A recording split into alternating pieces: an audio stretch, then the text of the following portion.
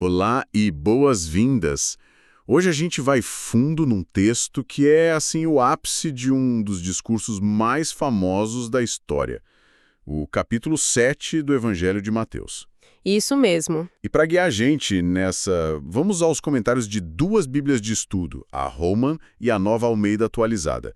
A nossa ideia é explorar a conclusão do Sermão do Monte. E esse capítulo funciona quase como uma escada, né? Uma escada, boa analogia. Ele começa ali embaixo, nas nossas relações uns com os outros, depois sobe para a nossa relação com Deus e termina lá no topo, com uma escolha que define tudo. Então vamos subir degrau por degrau? Vamos lá. Cada degrau se apoia no anterior. O capítulo é uma sequência de contrastes muito fortes e lições bem práticas. Certo. A gente passa de instruções sobre o julgamento para promessas sobre a avaliação, e tudo isso culmina em advertências finais, que são quase um teste decisivo. A questão não é só ouvir, mas decidir o que fazer com o que se ouviu. Perfeito.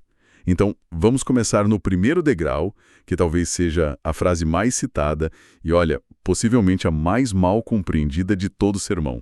Com certeza. Não julguem para que não sejam julgados. Mas logo depois vem aquela imagem, que é gráfica e até meio cômica, da trave no próprio olho e do cisco no olho do outro. Ok, vamos destrinchar isso, o que está realmente em jogo aqui. Olha, o ponto central é a condenação do julgamento hipócrita, o arrogante. Certo. A fonte da NAA, por exemplo, destaca que essa imagem da trave e do cisco é uma hipérbole.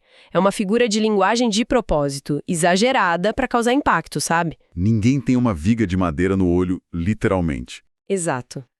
A ideia é mostrar o quão absurdo é a gente focar nos pequenos defeitos dos outros. O cisco, quando se ignora as próprias falhas morais gigantescas. A trave. Então a instrução não é para a gente suspender totalmente a nossa capacidade de avaliar as coisas. Não. Mas sim para mudar o foco.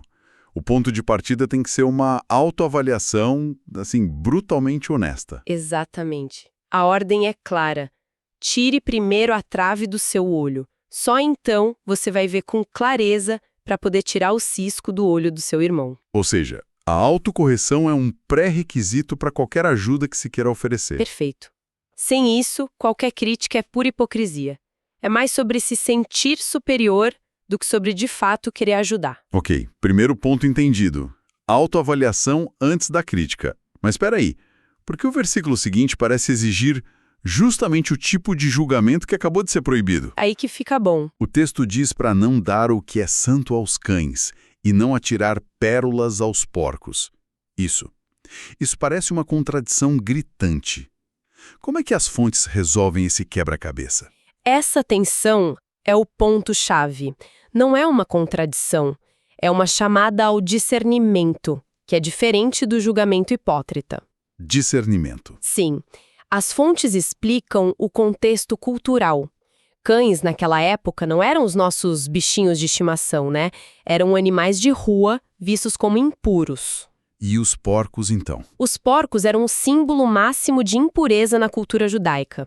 A metáfora não é um ataque literal a pessoas, claro. Entendi. É simbólico. Mas então quem são os cães e os porcos nessa metáfora? Eles simbolizam aqueles que desprezam ativamente a mensagem sagrada, que a tratam com hostilidade, com zombaria. Ah, entendi. A imagem até continua dizendo que eles poderiam pisar as pérolas e, voltando-se, despedaçar vocês. Ou seja, não é sobre julgar o valor de uma pessoa, mas sobre reconhecer uma hostilidade ativa. Então é um conselho prático. É um conselho de sabedoria. Não desperdice algo precioso, as pérolas do Evangelho, com quem demonstra que odeia e rejeita essa mensagem. É sobre proteger o que é sagrado e a si mesmo. Faz sentido a explicação cultural, mas para quem ouve hoje, essa linguagem ainda soa muito dura, né? Meio excludente. Sim, soa. Como a gente pode aplicar esse princípio de discernimento sem cair na armadilha da arrogância, de se achar o dono das pérolas e sair rotulando os outros? Essa é a pergunta fundamental. E é por isso que essa instrução vem logo depois da advertência sobre a trave no olho. A ordem importa. Totalmente. Primeiro você lida com a sua própria arrogância. Só depois, com humildade, você pode desenvolver o discernimento. Não é sobre decidir quem é bom ou mal, mas sobre reconhecer onde uma conversa é produtiva e onde ela é destrutiva. É um equilíbrio, assim, muito delicado. Um equilíbrio delicado, sem dúvida. E, bom, saindo dessa tensão, o tom muda radicalmente. A gente sobe para o próximo degrau, que nos leva da interação humana para a divina. Isso. Chegamos naqueles versos famosos. Peçam e lhes será dado, busquem e acharão, batam e a porta será aberta. Isso soa como um cheque em branco, uma promessa quase ilimitada. Parece, né? Mas o contexto qualifica essa promessa. Se a gente conectar com o quadro geral, vemos que o texto constrói um argumento brilhante, do menor para o maior. Como assim? Ele usa a analogia de um pai humano. O texto pergunta: qual de vocês, se o filho pedir pão, vai dar uma pedra, ou se pedir um peixe, vai dar uma serpente? Ninguém, óbvio. Seria um pai péssimo. Exatamente. E aí vem o ponto crucial. O texto diz: se vocês, sendo maus, ou seja, reconhecendo nossa natureza imperfeita, sabem dar bons presentes aos seus filhos, quanto mais o Pai de vocês que está nos céus dará coisas boas aos que lhe pedirem. Ah, o argumento é irrefutável. Se nós, com todas as nossas falhas, queremos o bem dos nossos filhos, um Deus perfeito vai agir com uma generosidade infinitamente maior. É essa a lógica. Então não é uma garantia para ganhar na loteria ou para qualquer desejo egoísta. É uma afirmação sobre o caráter de Deus, sobre a natureza dele ser um pai generoso, que quer dar coisas boas. Exatamente. E a ênfase também está na atitude de quem pede, né? Pedir, buscar, bater soa como persistência. Sim, a repetição desses verbos sugere intensidade. Não é um pedido casual. É um desejo sincero, contínuo. É a postura de alguém que depende e confia na bondade daquele a quem se pede. A confiança não está no resultado que a gente imagina, mas na bondade de quem responde. E essa confiança toda na generosidade divina, ela culmina no versículo 12, a famosa regra de ouro. Isso. Portanto, tudo o que vocês querem que os outros façam a vocês, façam também vocês a eles. A palavra portanto é a chave aqui. Qual é a ligação que o texto está fazendo entre orar, a bondade de Deus e essa regra de conduta? A fonte Holman destaca que esse portanto faz uma conexão direta, inseparável. A ideia não é que a regra de ouro seja um mandamento isolado, sabe? Ela é uma consequência. É a consequência lógica e ética de tudo que foi dito antes. A experiência da generosidade de Deus, o fato de que podemos pedir e receber coisas boas, deve ser um motor que nos impulsiona a tratar os outros com a mesma generosidade. Então, a ideia é que não dá para seguir a regra de ouro de verdade se a pessoa não tiver primeiro entendido e experimentado essa generosidade divina. É esse o passo lógico. É exatamente essa a implicação. Tentar ser bom só na força de vontade é frágil. O texto sugere uma fonte de poder para essa ética, a gratidão que vem de um relacionamento com um Deus generoso. E o texto diz que essa regra resume a lei e os profetas. É muita coisa. É o ápice de toda a ética do Antigo Testamento, mas reafirmada de um jeito positivo, proativo.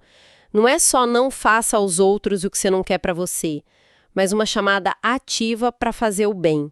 E com essa base ética estabelecida, a gente chega no topo da escada, a parte final do capítulo. Onde as escolhas ficam muito claras. Exato. Uma série de dualidades. Porta estreita e porta larga. Árvores boas e más e os dois construtores. Vamos começar pelos dois caminhos. Uma imagem poderosíssima. Sim, a simbologia é bem direta. A porta larga e o caminho espaçoso representam uma vida de conveniência, de seguir a multidão sem muita disciplina. É o caminho fácil. O padrão. O padrão. E o texto é claro, esse caminho leva à destruição e são muitos os que entram por ela. E a alternativa? A porta estreita e o caminho apertado. É difícil de achar e de percorrer, exige esforço, renúncia, e a conclusão é que são poucos os que a encontram. A mensagem é que seguir esses ensinamentos não é o caminho padrão. É uma escolha consciente, que muitas vezes vai contra a maré. E nesse caminho apertado, parece que tem perigos. O texto logo adverte sobre falsos profetas, que vêm vestidos como ovelhas, mas por dentro são lobos devoradores. Exato. E o jeito de identificar eles é: pelos seus frutos os conhecereis. O que são exatamente esses frutos? As fontes devem detalhar isso, né? Com certeza. E o ponto principal que as notas enfatizam é que os frutos não são as palavras. Não. O texto é explícito. Alguém pode dizer Senhor, Senhor e parecer super piedoso, mas isso não é o teste de autenticidade. Ok, então palavras não contam. Mas e os atos? O texto logo em seguida menciona a gente que expulsou demônios, fez maravilhas em nome de Jesus. Isso com certeza seria um bom fruto, não? E essa é a parte mais chocante, mais sóbria de todo o sermão. Por quê? Porque o texto diz que nem mesmo feitos espetaculares são um teste final. Pessoas não dizer, não profetizamos em teu nome, e em teu nome não expulsamos demônios. E a resposta que recebem é devastadora. Nunca os conheci. Afastem-se de mim. Uau! Isso é aterrorizante. A implicação é que alguém pode estar sinceramente fazendo o que acredita ser a obra de Deus e ainda assim estar completamente enganado. Exatamente. As fontes, especialmente o Ullmann, definem os frutos como algo muito menos espetacular e muito mais profundo. É o caráter da pessoa, sua conduta ética diária. Ah, o caráter. Sim. A analogia agrícola é perfeita. Uma laranjeira produz laranjas, não espinhos. O teste não é o carisma ou os milagres. É o caráter consistente e a obediência real ao que foi ensinado. O que nos leva direto para a parábola final, que amarra tudo. O grande fecho de todo o Sermão do Monte. O homem prudente e o insensato. O que constrói na rocha e o que constrói na areia. Uma imagem que todo mundo conhece, mas talvez por isso a gente perca o ponto principal. Eu sempre achei que a rocha fosse a fé, mas o texto parece ser mais específico, não é? É muito mais específico, e essa é a chave. A nota da Ná destaca isso de forma brilhante. A diferença entre os dois não é o que eles ouvem. Não. Não. O texto diz que ambos ouvem as mesmas palavras. A diferença não é de informação, mas de ação. O homem prudente é aquele que ouve estas minhas palavras e as pratica. Ah, então a rocha não é a fé em abstrato, é a obediência, é a aplicação concreta do ensino. Exatamente. A rocha é a prática, é a vida construída sobre a aplicação real desses ensinamentos. A areia, por outro lado, é a audição passiva. É só concordar intelectualmente. É isso, achar o sermão bonito, talvez até se emocionar, mas sem que isso mude o comportamento. É conhecimento sem ação. E a tempestade que vem testar as duas casas? A chuva, os rios, os ventos? A tempestade representa as provações da vida. As crises, ou, numa interpretação mais para o fim dos tempos, o juízo final. É o teste da realidade. Certo. A casa na areia pode parecer ótima num dia de sol. A fragilidade dela só aparece quando a pressão chega. A casa na rocha aguenta a tempestade, não porque ela é mais fraca, mas porque o alicerce é sólido. O alicerce é a vida de obediência. Resumindo toda essa jornada, o capítulo 7 nos leva de uma introspecção sobre o julgamento, passa pela confiança na generosidade de Deus como um motor para a nossa ética e culmina nesse chamado urgente à ação. Inescapável. Inescapável. Não basta ouvir, não basta concordar. É preciso construir a vida sobre a prática desses ensinamentos. E o impacto imediato disso tudo é registrado nos versículos finais. As multidões ficaram maravilhadas. O texto diz que o ensino não era como os dos escribas. O que isso quer dizer na prática? Os escribas baseavam sua autoridade em citar outros rabinos, tradições. Era uma autoridade derivada, sabe? O texto diz que Jesus ensinava como quem tem autoridade. Uma autoridade própria? Segundo a nota da Ná, era uma autoridade inerente, original, que vinha de si mesmo, validando tudo o que foi dito. Esse espanto da multidão é o ponto final que sela todo o Sermão do Monte. É um final muito poderoso. E para a gente refletir, fica um pensamento. A parábola final foca na importância de praticar o que se ouve. Ao mesmo tempo, a identificação dos falsos profetas depende de analisar os frutos deles, que também são a prática e o caráter. São lados da mesma moeda, então. Parece que sim.